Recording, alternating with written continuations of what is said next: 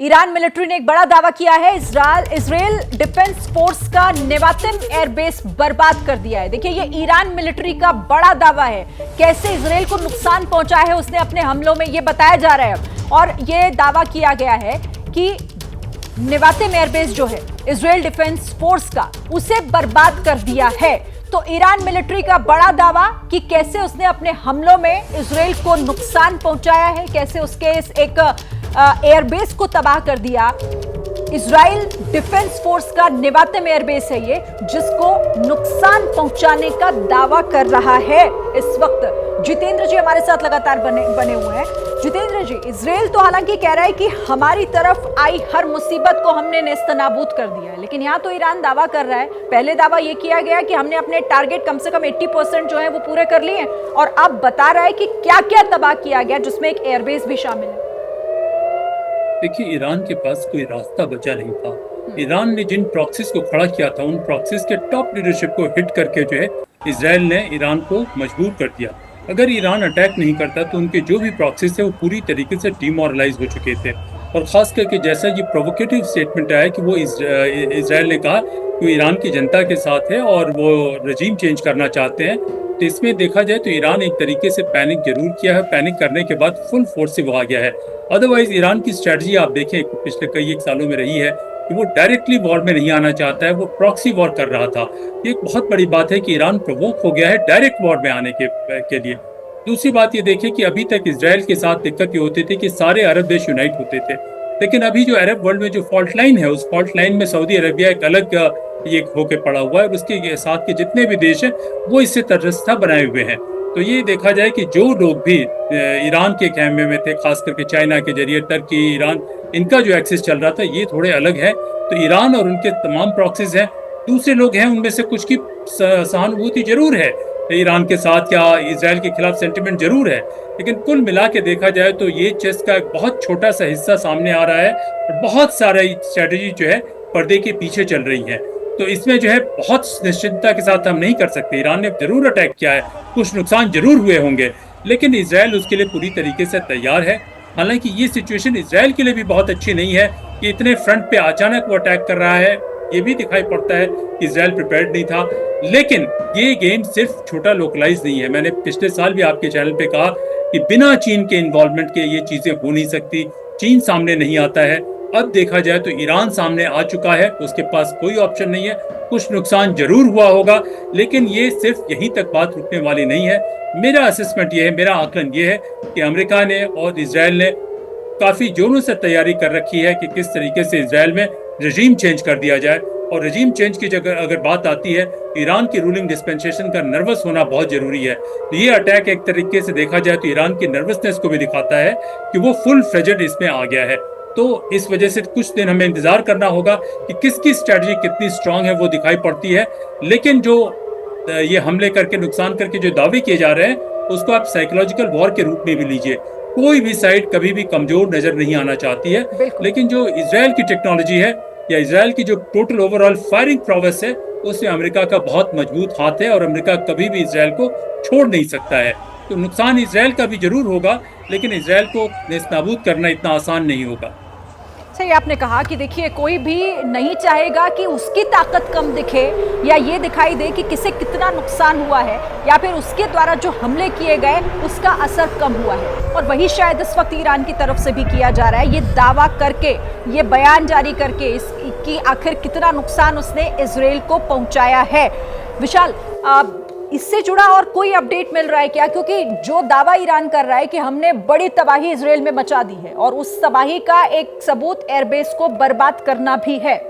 देखिए, ईरान का दावा है कि एक एयरबेस को इजराइल के तबाह कर दिया है अपने हमले में, और इसके अलावा ईरान ने यह भी दावा किया है कि उसके 80% से ज़्यादा मिसाइल हमले सफल हुए। हालांकि इजराइल की तरफ से इन दावों पर अब तक कोई बयान सामने नहीं आया है। इजराइल का साफ तौर से यही कहना है कि ईरान के अधिकतर मिसाइलों के हमलों को नष्ट कर दिया है इजराइल की आयरन डोम प्रणाली ने। और इसके अलावा इस वक्त एक और बड़ी खबर सामने आ रही है। संयुक्त राष्ट्र महासभा ने तुरंत सीज फायर की अपील यहां पर की है, और इसके अलावा जर्मनी ने ईरान से कहा है कि वो इन हमलों को तुरंत रोके और ईरान के द्वारा इजराइल पर किए गए हमलों की जर्मनी ने निंदा की है।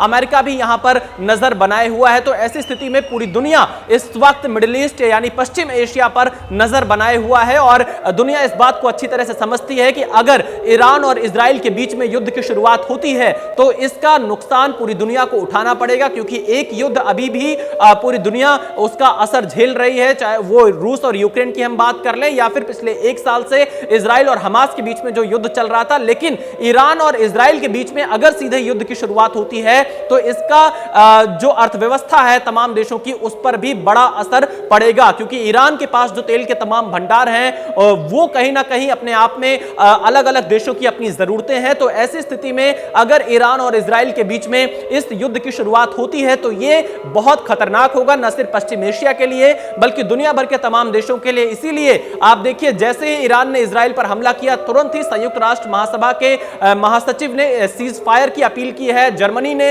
यहां पर हमले रोकने की बात कही है। अमेरिका के राष्ट्रपति जो बाइडेन ने अपनी राष्ट्रीय सुरक्षा टीम के साथ बैठक की है और इस पूरे मामले पर नजर बनाए हुए हैं कि कैसे ईरान के हमलों से इजराइल को बचाया जाए। और इजराइल में भी इस वक्त एक आपात बैठक चल रही है कि ईरानी हमलों का जवाब कैसे देना है, इजरायली नागरिकों को बचाना कैसे है। उत्तरी इजराइल और मध्य इजराइल के इलाके सबसे ज्यादा निशाने पर बताए जा रहे हैं। ईरान की तरफ से जो भी टारगेट यहां इजराइल में किए गए थे उसमें यरूशलेम, तेल अवीव एयरपोर्ट के आसपास के इलाके, इसके अलावा जो तेल अवीव के रिहायशी इलाके हैं उनको भी निशाने पर रखा गया था। इस बात की जानकारी सामने आ रही है। उत्तरी इजराइल में मेटुला, हाइफा समेत जो अन्य वहां के इलाके हैं उनको निशाना बनाने का प्रयास ईरान की तरफ से किया गया। तो ऐसी स्थिति में इजराइल यह दावा कर रहा है ईरान के अधिकतर मिसाइलों को नष्ट कर दिया है, लेकिन ईरान कह रहा है कि 80% से ज्यादा मिसाइल हमले सफल रहे हैं। तो देखना यह होगा कि आगे क्या होता है। लेकिन आज की रात इजरायली नागरिकों के लिए काफी चुनौतीपूर्ण रहने वाली है और लगातार इजराइल में अभी भी सायरन की आवाज सुनाई पड़ सकती है।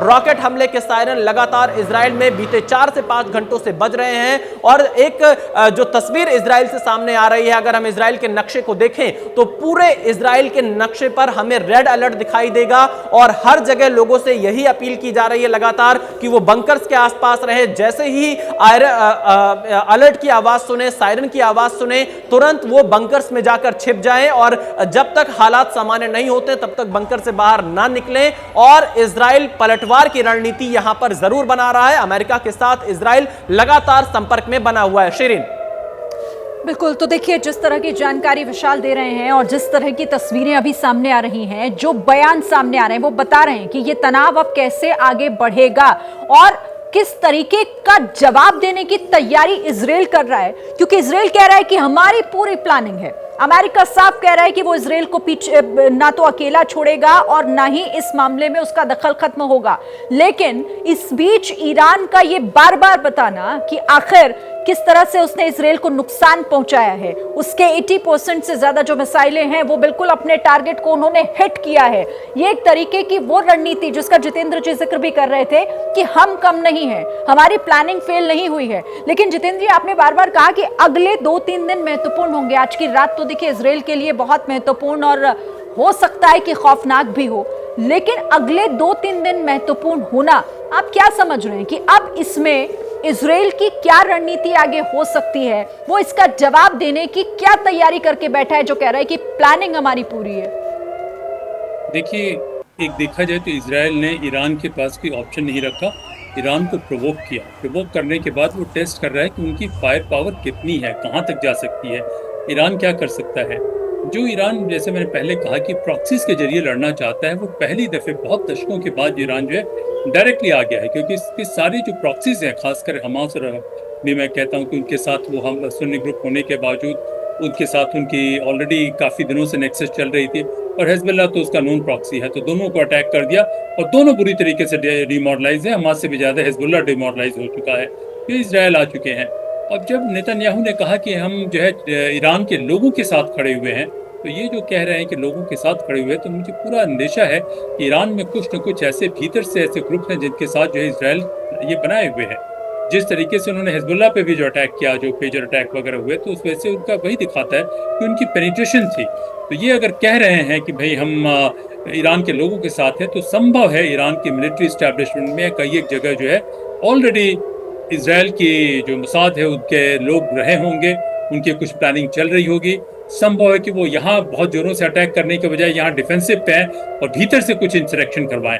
जो 2-3 दिन की मैं बात कर रहा हूँ कि संभव है कि इजराइल के भीतर कोई ऐसा कांड ना हो जाए कि वहाँ की रजीम चेंज करने की जो वो बात हो रही है वैसा कुछ ना हो जाए। तो संभव है ये ऐसे ऑपरेशंस होते हैं कि ये होंगे या नहीं होंगे कहा नहीं जा सकता है सर्टेनिटी के साथ, लेकिन इस तरीके की प्लानिंग जरूर इजराइल की तरफ से है। तभी बेंजामिन नेतन्याहू ने कहा कि वो ईरान के लोगों के साथ है।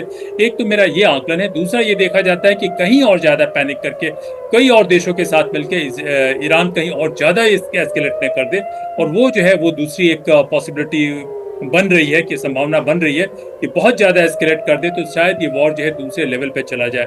लेकिन जिस तरीके से जो अंतर्राष्ट्रीय संगठन है, यूएन सेक्रेटरी जनरल की आपने बात की, उन्होंने सीज फायर करने के लिए कहा।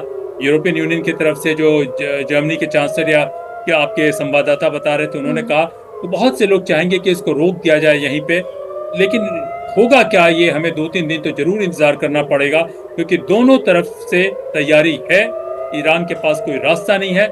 इजराइल पूरी तैयारी करके कई एक मूव प्लान करके रखे हुए है, लेकिन ये मूव प्लानिंग करने के बाद जो है आप कंट्रोल नहीं कर सकते। एक दफे ये जब कॉन्फ्लिक्ट आती है तो ये अलग डायरेक्शन में कभी भी कुछ हो सकता है, आपकी प्लानिंग फेल हो सकती है। लेकिन ये प्लानिंग जो है, ये जो अटैक है वो अचानक नहीं हुआ है, इसके पीछे बहुत गहरी प्लानिंग दोनों तरफ से हुई है। तो हमें देखना है कि कहाँ पे और किस हद तक दोनों साइड जो है सक्सीड करते हैं। उसी ने मैं कह रहा हूँ कि 2-3 दिन बहुत महत्वपूर्ण होंगे कि किसकी स्ट्रेटजी कहाँ तक काम कर रही है। लेकिन ईरान बौखलाया हुआ है, इसमें कोई शक की बात नहीं कि वो खुद लड़ाई के मैदान में उतर चुका है। अगर ईरान नहीं उतरता तो संभव है उसके तमाम जितने उसने खर्च किए, बहुत ज्यादा खर्च करके ये प्रॉक्सीज बना के रखे, हुतीज पे भी अटैक कर दिया था इजराइल ने, वो तमाम लोग जो है वो डिमोरलाइज हो चुके हैं। तो देखिए ये सिचुएशन देखा जाए साइकोलॉजिकली, मैं समझता हूँ कि इजराइल अभी भी ऑफेंसिव पे है, इजराइल डिफेंसिव पे नहीं है, भले ही हमला ईरान ने क्यों न किया हो। तो इसमें जो है साइकोलॉजिकल एडवांटेज अभी भी इजराइल के पास है। और ये तमाम जो अपील की जा रही हैं, चाहे सीज फायर की अपील की गई हो या अब दूसरे देश भी कह रहे हैं कि शांति की इस वक्त ज़रूरत है, लेकिन उसका असर क्या होगा?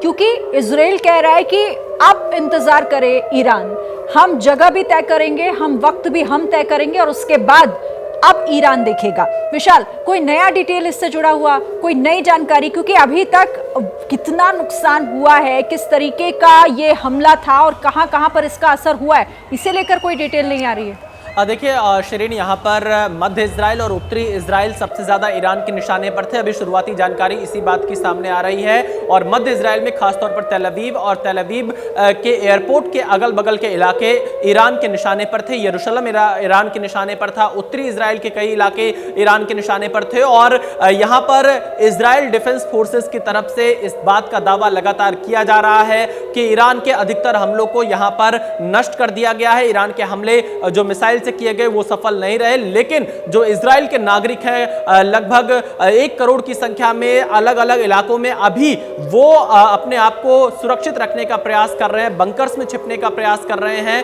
ताकि जो सायरन्स बज रहे हैं उससे कहीं ना कहीं इजरायली नागरिकों में डर का माहौल जरूर देखा जा सकता है। और आज की जो तस्वीरें इजराइल से सामने आ रही हैं वो 7 अक्टूबर की उन तस्वीरों को ताजा कर देता है जब हमास ने हमला किया था इजराइल के ऊपर, और उसके बाद जो 2-3 दिन और 1 हफ्ते तक सायरन बजते थे रॉकेट हमले के, उससे लोग डर के मारे बंकर्स में जाकर छिप जाते थे। कुछ उसी तरह से ईरान के हमले के बाद यहां पर इजरायली नागरिकों को बंकर्स में छिपने को मजबूर होना पड़ रहा है और उन्हें तुरंत बंकर्स के आसपास रहने की सलाह यहां पर दी गई है। उत्तरी इजराइल के कई इलाकों में स्कूल बंद करने के निर्देश यहां पर होम फ्रंट कमांड की तरफ से इजराइल में दिए गए हैं। कई जगह पर उत्तरी इजराइल में ऑफिसेस भी बंद रखने के आदेश दिए गए हैं। लोगों से यह अपील लगातार की जा रही है कि खुले में अनावश्यक ना घूमें, और क्योंकि बड़ी संख्या में भारतीय नागरिक भी इजराइल में रहते हैं, तेल अवीव में रहते हैं, तो इसलिए भारतीय दूतावास ने भी एक एडवाइजरी इस वक्त जारी की है और उन्होंने भारतीयों से यही आग्रह किया है कि वो भी सुरक्षित जगह पर रहें, बाहर ना घूमें, अनावश्यक ट्रैवल करने से बचें इजराइल के अंदर, और बंकर्स के आसपास रहें। जैसे ही सायरन की आवाज सुने बंकर्स में जगह लें और अपने आप को भारतीय दूतावास के साथ रजिस्टर करें, क्योंकि अब ये हालात और ज्यादा बिगड़ सकते हैं। अमेरिका ने इजराइल की रक्षा करने की बात कही है, अपने सैनिकों को आदेश भी दिए हैं कि ईरानी जो मिसाइल हैं उनसे इजराइल को बचाया जाए। और इसके अलावा अब तक 2 मीटिंग जो बाइडेन अपनी टीम के साथ कर चुके हैं, और 2 मीटिंग करना इस वक्त यह बताता है कि अमेरिका पूरी तरह से जो पश्चिम एशिया के मौजूदा हालात हैं इजराइल और ईरान के बीच में बढ़ते तनाव को देखते हुए उसकी गंभीरता को समझ रहा है। और इसीलिए देखना यह होगा कि इजराइल को ईरानी हमले से अमेरिका किस तरह से बचाता है, और क्या ईरान पर हमला करने का कोई प्लान इजराइल की तरफ से है जिसे अमेरिका का साथ हो। यह भी अपने आप में एक बड़ा सवाल आने वाले दिनों में रहेगा, क्योंकि इजराइल जवाब जरूर देगा। और इजराइल बार बार यह कह रहा था, जैसा भी हमारे एक्सपर्ट जो हैं वो कह रहे थे कि बेंजामिन नेतन्याहू ने कई मौकों पर कहा कि ईरान को जवाब इजराइल देगा, और अगर ईरान सीधी लड़ाई में कूदता है तो ईरान को इसका खामियाजा भुगतना पड़ेगा। लेकिन अब ईरान यहां पर सीधी लड़ाई में कूदता हुआ नजर आ रहा है। जैसे ही घड़ी का काटा दोपहर 2:30 पे आए, बबीता जी का दिल सास बहू साजिश के लिए मचल जाए। और ये है इनकी बहू, पूरे दिन ऑफिस की टेंशन हो जाए गॉन जब ये करें अपना फेवरेट शो फ्री टाइम पे ऑन। इनकी तरह आप भी देखिए अपना फेवरेट शो अपने टाइम पर, और डाउनलोड कीजिए ABP लाइव ऐप अपने स्मार्ट टीवी पर।